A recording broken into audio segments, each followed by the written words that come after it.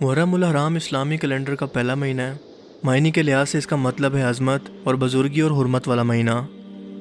محرم الحرام کی 10ویں تاریخ کا نام یوم عاشوراء قبل اسلام سے ہی چلا آ رہا ہے۔ لغت کی کتابوں کے اندر یہ نام 4 انداز سے ملتا ہے، جہاں اسے عاشوراء، عاشور، عاشوراء اور عاشوراء کا نام دیا گیا ہے، لیکن اردو کے اندر لکھی گئی کتابوں کے اندر اکثر جگہ اسے عاشوراء کہہ کر لکھا گیا ہے۔ اس دن کو یہ نام یوم عاشوراء اس لیے دیا گیا ہے کہ اس تاریخ کو بہت سے اہم اسلامی واقعات پیش آئے۔ محرم کی کئی 10ویں تاریخیں جمع ہونے کی وجہ سے اس کا نام یوم عاشوراء ہو گیا۔ شیخ الحدیث حضرت مولانا محمد زکریا خصائل نبوی شرح شمائل ترمذی صفحہ 180 میں لکھتے ہیں کہ عاشوراء کے روز ہی حضرت آدم علیہ السلام کی توبہ قبول ہوئی تھی۔ حضرت نوح علیہ السلام کی کشتی جودی پہاڑ کے کنارے پر 10 محرم کو ہی ٹھہری تھی۔ حضرت موسیٰ علیہ السلام کو فرعون سے جو نجات ملی تھی اور فرعون غرق ہوا تھا، یہ بھی 10 محرم کو ہوا تھا۔ حضرت عیسیٰ علیہ السلام کی ولادت بھی 10 محرم کو ہوئی اور اسی دن ان کو آسمان پر اٹھایا گیا۔ اسی دن حضرت یونس علیہ السلام کو مچھلی کے پیٹ سے نجات ملی اور اسی دن ان کی امت کا قصور معاف ہوا۔ حضرت یوسف علیہ السلام کو کنعان کے کنویں سے 10 محرم کو ہی نکالا گیا اور حضرت یعقوب علیہ السلام کو ان کے مرض سے اللہ تعالیٰ نے 10 محرم کو ہی صحت یابی دی۔ اسی روز حضرت ادریس علیہ السلام کو آسمان پر اٹھایا گیا۔ حضرت ابراہیم علیہ السلام کی ولادت ہوئی اور اسی روز حضرت سلیمان علیہ السلام کو ان کا ملک عطا ہوا، اور اسی روز حضرت امام حسین رضی اللہ تعالیٰ عنہ نے باطل کے سامنے کلمہ حق بلند کرتے ہوئے سر جھکانے سے انکار کیا اور جام شہادت نوش کیا۔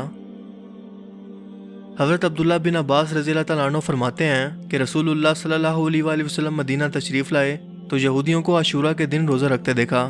آپ صلی اللہ علیہ وآلہ وسلم نے ان سے پوچھا کہ تم اس دن روزہ کیوں رکھتے ہو؟ تو یہودیوں نے کہا کہ یہ بہت زیادہ عظمت والا دن ہے، کیونکہ اسی روز خدا نے موسیٰ علیہ السلام اور ان کی قوم کو نجات دی تھی، یعنی کہ ہمیں، اور فرعون اور اس کی قوم کو غرق کیا تھا۔ سو حضرت موسیٰ علیہ السلام نے شکر کے طور پر اس دن روزہ رکھا تھا، سو ہم بھی اسی لیے رکھتے ہیں۔ رسول اللہ صلی اللہ علیہ وآلہ وسلم نے فرمایا کہ ہم تم سے زیادہ موسیٰ علیہ السلام کے حقدار ہیں، بس آپ صلی اللہ علیہ وآلہ وسلم نے خود بھی روزہ رکھا اور دوسرے لوگوں کو بھی روزہ رکھنے کا حکم فرمایا۔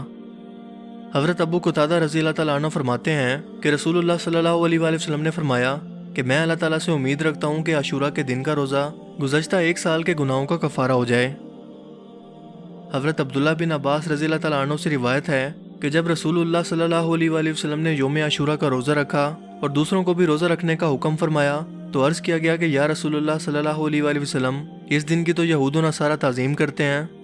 تو آپ صلی اللہ علیہ وآلہ وسلم نے فرمایا کہ اگر میں آئندہ سال زندہ رہا تو محرم کی 9ویں تاریخ کا بھی روزہ رکھوں گا، لیکن اس کے بعد آپ صلی اللہ علیہ وآلہ وسلم اگلا محرم آنے سے پہلے وصال فرما گئے۔ جمع الفوائد میں ارشاد نبوی ہے کہ تم عاشوراء کا روزہ رکھو اور اس کے بارے میں یہود کی مخالفت اس طرح سے کرو کہ اس کے 1 دن پہلے یعنی 9 محرم کو یا 1 دن بعد کا بھی روزہ رکھ لو۔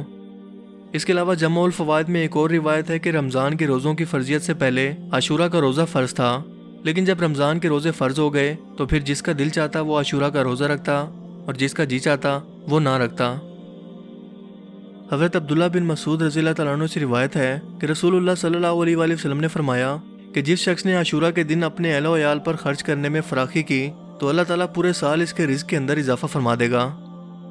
ان تمام ارشادات نبویہ سے معلوم ہوا کہ 10ویں محرم کا تعلق اسلامی تعلیمات سے بہت گہرا ہے اور یہ دن ہر مسلمان کے لیے ارشادات نبویہ کے مطابق قابل احترام ہے، اور سب سے بڑھ کر مسلمان امت کے لیے امام حسین کی قربانی جو انہوں نے اپنے نانا کے دین کے لیے دی، اس کا تعلق بھی 10 محرم سے ہی ہے۔ یہ ایک حقیقت ہے کہ انسانی تاریخ کی 2 قربانیاں پوری تاریخ میں منفرد مقام اور نہایت عظمت و اہمیت کی حامل ہیں۔ ایک امام الانبیاء، سید المرسلین، خاتم النبیین، حضرت محمد صلی اللہ علیہ وآلہ وسلم کے جد اعلیٰ حضرت ابراہیم علیہ السلام اور حضرت اسماعیل علیہ السلام کی قربانی، اور دوسری نواسہ رسول صلی اللہ علیہ وآلہ وسلم، شہید کربلا، جگر گوشہ علی و بطول، حضرت امام حسین رضی اللہ تعالیٰ عنہ کی قربانی۔ دونوں قربانیوں کا پس منظر ایک غیبی اشارہ اور ایک خواب تھا، اور دونوں نے سر تسلیم جھکا دیا، اور یوں خواب کی تعبیر میں ایک عظیم قربانی وجود میں آئی۔ ایک بار نبی کریم صلی اللہ علیہ وآلہ وسلم حضرت فاطمہ رضی اللہ تعالیٰ عنہ کے گھر کے پاس سے گزر رہے تھے کہ اچانک سے آپ نے حضرت امام حسین رضی اللہ تعالیٰ عنہ کے رونے کی آواز سنی۔ آپ حضرت فاطمہ کے گھر تشریف لے گئے اور فرمانے لگے کہ اے فاطمہ، حسین کو چپ کرواؤ کیونکہ اس کا رونا مجھے تکلیف دیتا ہے، کیونکہ آپ صلی اللہ علیہ وآلہ وسلم پہلے ہی جانتے تھے کہ حضرت امام حسین کتنی تکلیفیں برداشت کرنے والے ہیں۔ پوچھنے والے نے پوچھا کہ وہ خواب کیا ہے، امام حسین علیہ السلام نے فرمایا کہ میں نے ابھی تک کسی کو نہیں بتایا اور نہ ہی بتاؤں گا یہاں تک کہ اپنے پروردگار سے جا ملوں۔ اور یوں آپ کے خواب کی تعبیر 10 محرم کو پوری ہوئی۔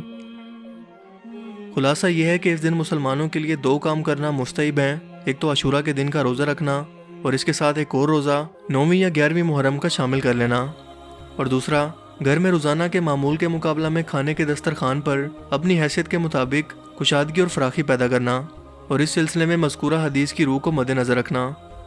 اللہ تعالی ہم سب کو یوم عاشورہ کی برکتیں عطا فرمائے، آمین۔